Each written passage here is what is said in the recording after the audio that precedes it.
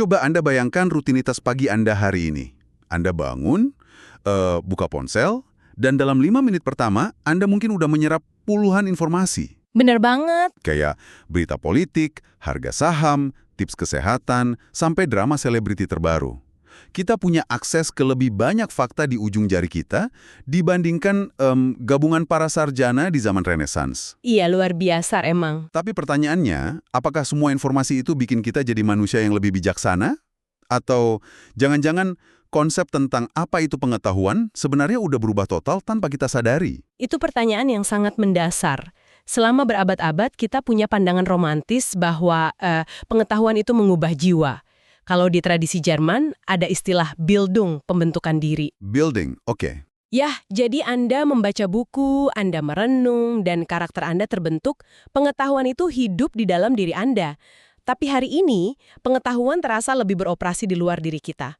Ia ada di server, di awan digital, di dalam algoritma. Nah, persis itulah yang jadi misi eksplorasi kita di penelusuran mendalam hari ini. Kita mau cari tahu kenapa kita sering merasa tenggelam dalam lautan data, dan gimana teknologi sebenarnya udah mengubah makna dari pengetahuan itu sendiri. Tepat sekali. Panduan kita hari ini adalah sebuah buku klasik dari tahun 1984, karya Jean-François Lyotard. Judulnya, The Postmodern Condition, A Report on Knowledge, lengkap dengan pengantar dari Frederick Jameson. Dan sebelum kita masuk lebih jauh nih, ada satu hal penting yang harus kita sampaikan ke Anda yang lagi mendengarkan. Teks ini tuh sangat padat. Lyotard menggunakan berbagai contoh sejarah untuk menganalisis pergeseran ini. Betul, dia membedah banyak hal kan? Ya, termasuk membedah sistem ekonomi dan ideologi-ideologi besar kayak kapitalisme, Marxisme, fasisme, sampai Stalinisme. Nah, iya. Kita harus ngasih semacam penyataan netralitas yang sangat penting di sini. Posisi kita hari ini murni secara objektif menyampaikan gagasan-gagasan yang ada di dalam teks asli. Betul, kita cuma menganalisis. Kita sama sekali nggak memihak pada ideologi politik manapun ya, baik itu sayap kiri maupun sayap kanan. Kita nggak memberikan dukungan atau penilaian moral terhadap sistem-sistem tersebut. Sepakat. Tugas kita cuma membongkar teori Lyotard ini dan ngelihat gimana lanskap informasi tempat kita hidup sekarang ini terbentuk. Oke, mari kita bedah ini. Waktu saya baca teksnya, ada satu analogi yang langsung muncul di kepala saya. Apa tuh? Pengetahuan sekarang ini rasanya kayak mata uang kripto atau chip data di dalam video game. Kita ke sekolah atau kampus nggak lagi didorong oleh niat suci pencarian makna hidup kan? Sayangnya begitu. Kita belajar supaya kita dapat koin keterampilan yang bisa dipakai buat bertransaksi di dunia modern. Pengetahuan udah berubah jadi komoditas murni. Tepat. Jadi, kalau pengetahuan sekarang adalah komoditas, apa yang terjadi ketika komputer mulai menguasai cara kita menyimpan dan menyebarkan informasi? Lyotard melihat ini sebagai transformasi radikal akibat teknologi, khususnya dominasi sibernetika, telematika, dan bahasa komputer. Wow, stop sebentar. Sibernetika? Telematika. Bisa tolong jelaskan pakai bahasa yang lebih manusiawi buat saya dan pendengar kita? Tentu. Singkatnya, sibernetika itu ilmu tentang sistem kontrol dan komunikasi, gimana mesin menggunakan umpan balik untuk mengatur dirinya sendiri. Oke, semacam sistem otomatis gitu ya? Betul, kalau telematika itu gabungan telekomunikasi dan informatika, kayak jaringan internet yang kita pakai sekarang.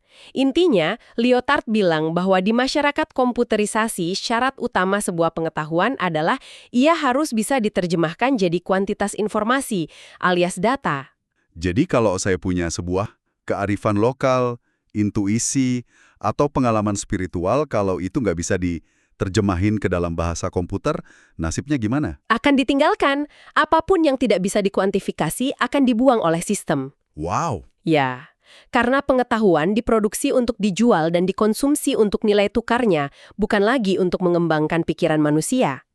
Dan ini membawa kita ke sebuah pergeseran kekuasaan yang masif. Maksudnya, negara-negara bakal mulai rebutan data? Tepat. Jika kita menghubungkannya dengan gambaran yang lebih besar, negara-negara bangsa mungkin akan berperang atau bersaing keras dengan perusahaan multinasional raksasa demi mengendalikan data. Sama kayak mereka memperebutkan wilayah atau bahan baku di masa lalu. Jadi data itu benar-benar komoditas fisik yang diperebutkan ya? Betul, dan ini memunculkan dua konsep penting.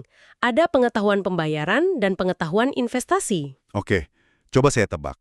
Pengetahuan pembayaran itu kayak informasi harian yang kita pakai buat bertahan hidup, kayak cara bayar pajak atau skill dasar kantor. Persis, itu informasi yang memastikan Anda bisa berfungsi dalam sistem. Sementara, pengetahuan investasi adalah data analitik tingkat tinggi yang dipakai untuk mengoptimalkan kinerja sistem itu sendiri. Data yang memprediksi pasar atau mengatur rantai pasok global. Tunggu dulu, ini butuh sedikit dorongan balik dari saya. Menggambarkan pendidikan dan belajar cuma sekedar transfer bit data itu, bukankah aneh? Memang terdengar mekanis. Iya kan? Bukankah itu menghilangkan sisi manusiawi dari belajar? Kalau semuanya direduksi jadi interaksi data, gimana sih manusia itu benar-benar berinteraksi secara sosial? Itu keresahan yang sangat masuk akal. Dan itu membawa kita pada pertanyaan fundamental. Lyotard ngejawab ini dengan meminjam teori permainan bahasa atau language games dari filsuf Wittgenstein. Permainan bahasa, kedengarannya kayak acara kuis, tapi ini soal aturan sosial kan? Betul. Bayangkan setiap interaksi sosial kita itu kayak sebuah papan permainan. Setiap ucapan yang kita keluarkan adalah sebuah langkah, dan setiap langkah punya aturannya sendiri. Lyotard membaginya ke 3 jenis ucapan. Oke, apa aja tuh? Pertama, ucapan denotatif. Ini pernyataan tentang kebenaran atau fakta. Misalnya, Anda bilang, universitas sedang sakit. Berarti ini kalimat yang minta dibuktikan ya? Orang bisa ngecek datanya. Tepat. Langkah Anda itu mengundang verifikasi. Yang kedua adalah ucapan performatif. Ini jenis kalimat di mana tindakannya terjadi tepat saat diucapkan. Kayak gimana tuh contohnya? Misalnya, seorang rektor berkata, universitas resmi dibuka. Realitasnya langsung berubah saat kalimat itu diucapkan. Oh, paham. Dan nggak sebarang orang bisa ngomong gitu kan? Kalau saya yang teriak universitas dibuka, ya nggak ada efeknya. Sangat presisi, harus ada otoritas. Terakhir, yang ketiga adalah ucapan preskriptif. Ini adalah perintah atau permintaan. Misalnya, beri donasi ke universitas. Anda nyuruh orang lain melakukan sesuatu. Betul sekali. Nah, masyarakat itu adalah jaringan raksasa dari berbagai permainan bahasa ini. Dan berbicara adalah bentuk pertarungan atau istilahnya agonistik. Setiap orang membuat langkah untuk mengubah posisi lawan. Terus masalahnya di mana? Apa yang sangat menarik di sini adalah masalah muncul ketika orang mencampur adukan aturan permainan. Anda nggak bisa memenangkan permainan fakta menggunakan aturan permainan perintah. Saya kasih analogi nih. Ini kayak Anda lagi main sepak bola. Aturannya jelas pakai kaki. Terus tiba-tiba ada pemain yang nangkep bola pakai tangan, lari ke gawang, terus ngedunk kayak lagi main basket. Hahaha, iya betul. Pasti semua orang marah kan? Karena dia bawa aturan basket ke lapangan bola. Analogi yang sempurna, menilai satu permainan dengan kriteria permainan lain itu nggak masuk akal. Dan inilah titik masuk ke definisi sejati dari postmodernisme menurut Lyotard. Oke, ini intinya nih. Apa definisinya? Postmodern adalah ketidakpercayaan terhadap metanarasi atau narasi besar. Narasi besar. Dulu, sains dilegitimasi oleh narasi-narasi besar. Misalnya narasi pencerahan, ide bahwa pengetahuan akan membebaskan umat manusia dari kebodohan. Atau idealisme Jernan yang percaya pengetahuan akan menyatukan seluruh kehidupan spiritual manusia. Jadi kayak ada satu cerita utama yang menyatukan semua pengetahuan kita. Betul. Tapi di era postmodern, narasi-narasi besar itu telah hancur. Kita hidup di titik persimpangan banyak awan-awan bahasa yang kecil dan terpisah, tanpa ada satu cerita besar yang menyatukan semuanya. Disinilah bagian yang sangat menarik. Ini kayak hilangnya kepercayaan pada cerita dongeng hidup bahagia selamanya di kehidupan modern. Analogi yang bagus. Ya kan? Kita nggak lagi percaya pada satu jalan cerita tunggal yang mengatur seluruh umat manusia. Tapi, tunggu. Kalau kita nggak lagi percaya pada narasi besar, gimana nasib sains? Nah, untuk memahaminya, kita harus melihat gimana sains secara historis selalu bertarung melawan cerita rakyat atau pengetahuan naratif. Pengetahuan naratif maksudnya cerita tradisional suku-suku gitu? Ya, teks ini ngasih contoh yang sangat spesifik tentang suku Kashinawa. Dalam tradisi mereka, seorang pencerita harus selalu memulai mitosnya dengan formula, "Ini adalah kisah tentang X, seperti yang selalu saya dengar." Kenapa harus bilang seperti yang selalu saya dengar? Karena disitulah letak legitimasinya. Sang pencerita berhak bicara karena sebelumnya dia adalah pendengar. Dan namanya sendiri terikat dengan narasi tersebut. Oh, jadi ritme waktunya muter terus ya? Betul, waktu dalam narasi bersifat ritmik. Masa lalu seolah terlupakan karena menyatu dengan masa kini. Cerita itu mengikat masyarakat. Terus, sains datang, ngeliat ini, dan reaksinya gimana? Sains ngelihat ini dan bilang ini omong kosong. Sains hanya memisahkan satu permainan bahasa saja, yaitu ucapan denotatif atau kebenaran fakta. Sains butuh bukti dan argumentasi yang bisa diulang. Jadi sains nganggep cerita naratif itu cuma tahayul dan mitos. Tepat. Sains menganggap itu keterbelakangan para orang liar. Tunggu. Bukankah sains dengan metode pembuktiannya memang jauh lebih unggul dan nyata dampaknya bagi Anda dan saya dibandingkan mitos suku tradisional? Tentu, rasanya begitu. Tapi Lyotard tidak mengukur mana yang lebih baik. Dia menunjukkan bahwa keduanya menggunakan kriteria yang sama sekali berbeda atau incommensurable. Oh, balik ke analogi bola dan basket tadi ya? Persis. Menilai cerita rakyat pakai sains itu sama absurdnya dengan menilai sains menggunakan standar cerita rakyat. Tapi ada satu ironi besar di sini. Apa ironinya? Sains tidak bisa memvalidasi aturannya sendiri hanya dengan logika ilmiah murni. Sains ternyata butuh cerita naratif untuk bertahan hidup. Ah, masa sih? Ya, teks ini nyatat gimana Plato menggunakan kisah gua yang jelas-jelas sebuah narasi untuk melegitimasi pencarian sains rasional. Wow, iya juga ya. Bahkan saat ini, coba perhatikan kalau ilmuwan masuk TV untuk mengumumkan penemuan baru atau minta dana dari negara. Apakah mereka ngomongin rumus murni? Enggak. Mereka pakai format dongeng epik penemuan pahlawan.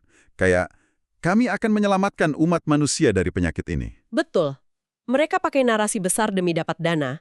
Masalahnya, karena sekarang narasi besar itu udah hancur di era postmodern, sains jadi malu menggunakan cerita pahlawan itu. Terus kalau mereka nggak bisa pakai cerita itu lagi, kriteria baru apa yang dipakai pemerintah dan perusahaan untuk mendanai sains? Jawabannya cuma satu, efisiensi. Atau yang Lyotard sebut sebagai performativitas. Dan ini membawa sebuah krisis besar. Performativitas. Ini kedengarannya dingin banget. Memang, performativitas adalah mengoptimalkan rasio input dan output.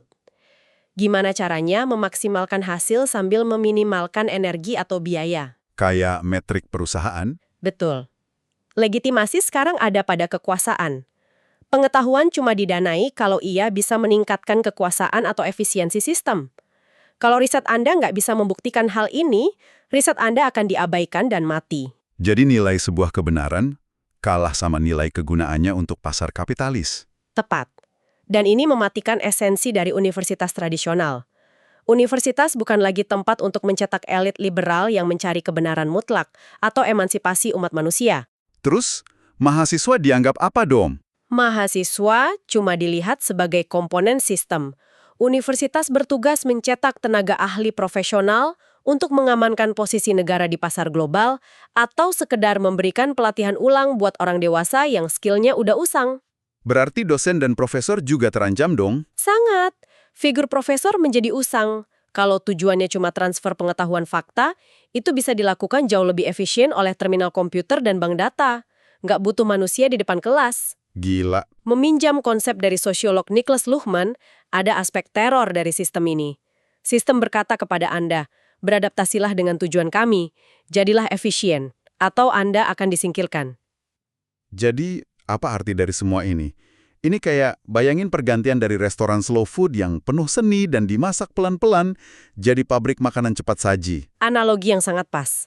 Anda sedang lagi dinilai dari betapa indahnya pikiran Anda, melainkan seberapa cepat Anda bisa beroperasi di mesin drive-thru ekonomi dunia.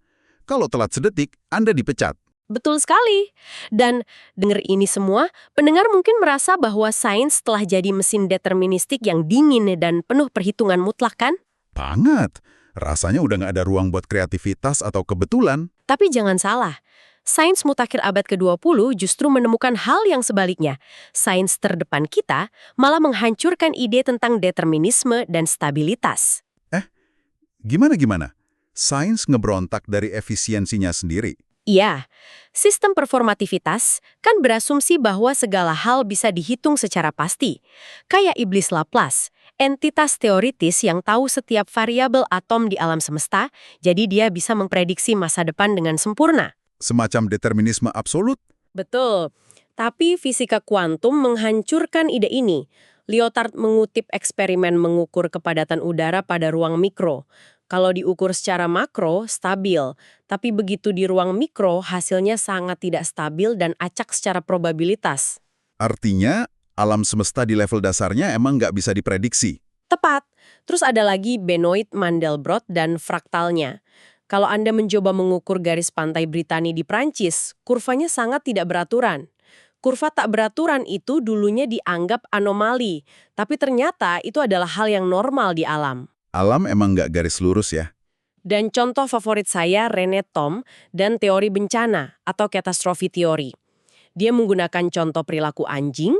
Oke, anjing peliharaan biasa. Ya, bayangkan ada variabel kontrol kemarahan dan ketakutan. Sistem efisiensi akan mikir, kalau dua-duanya naik, respons anjing bakal berubah perlahan dan stabil. Tapi nyatanya nggak. Terus apa yang terjadi? Ketika keduanya meningkat bersamaan, sistem saraf anjing jadi sangat tidak stabil. Dia bisa tiba-tiba meloncat dari posisi menyerang beringas ke melarikan diri secara tak terduga. Nggak ada transisi yang mulus. Wow, kayak glitch gitu ya. Betul. Intinya, tujuan sains postmodern bukanlah mencapai konsensus atau kesepakatan bulat yang rapi. Tujuan sains adalah paralogi. Paralogi, apa itu? Paralogi adalah membuat langkah baru yang tak terduga dalam permainan bahasa.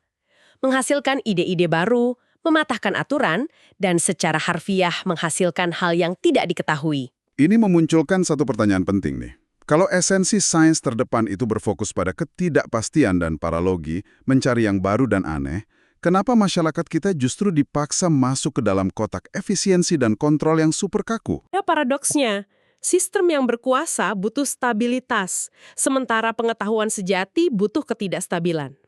Jadi, apakah ketidaksepakatan atau disensus itu sebenarnya lebih sehat bagi kemajuan pengetahuan manusia daripada kita semua menyetujui satu hal yang sama secara kaku? Dari sudut pandang inovasi, absolut iya.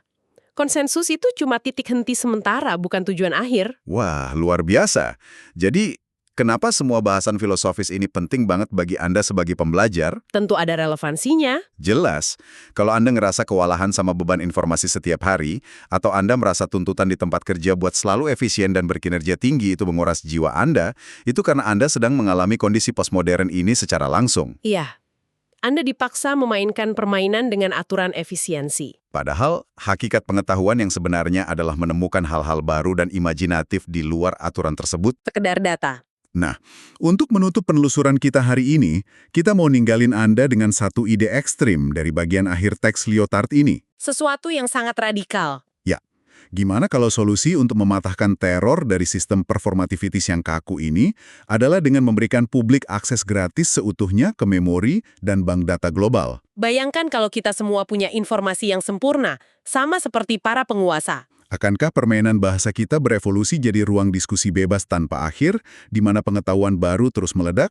Atau justru kita akan kehilangan sentuhan realitas sepenuhnya? Seperti tren seni kitsch dan eklektisisme, di mana segala hal bisa dicampur jadi apa saja tanpa makna yang jelas. Bener banget, kalau semuanya ada dan semuanya sama nilainya, mungkin tidak ada lagi yang spesial.